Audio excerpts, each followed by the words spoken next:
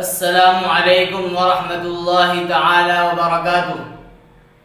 امید کے ناظرین و سامعین اور تمام دوست و احباب خیریت سے ہوں گے۔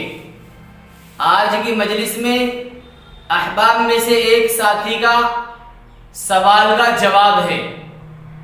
وہ سوال کرتے ہیں کہ میرے عزیز میں سے کسی کا انتقال ہو گیا ہے اور میں اپنے عزیز کو دفنانے کے بعد اس کی قبر پر پانی چھڑک سکتا ہوں اور گلاب کے پھول ڈال سکتا ہوں یا نہیں؟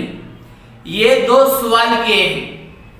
تو جواب عرض کیا جاتا ہے کہ کسی کو دفنانے کے بعد میں قبر پر پانی چھڑکنا جائز ہے۔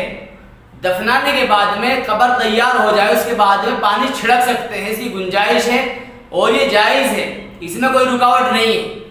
لیکن دوسرا جو سوال ہے کہ گلاب کے پھول ڈالنا یا کسی بھی پیڑ کے پھول ڈالنا، اس کی گنجائش نہیں ہے، خلاف سنت ہے۔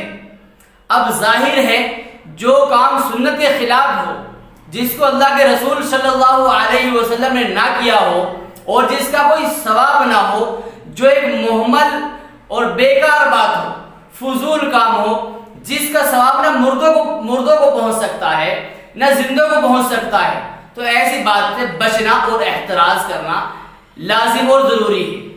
اس لیے سمجھ آ گیا ہوگا کہ پانی چھڑکنے کی گنجائش ہے، پانی چھڑکنا جائز ہے اور کسی بھی پیڑ کے یا گلاب کے پھول ڈالنے کی گنجائش نہیں، یہ خلاف سنت ہے۔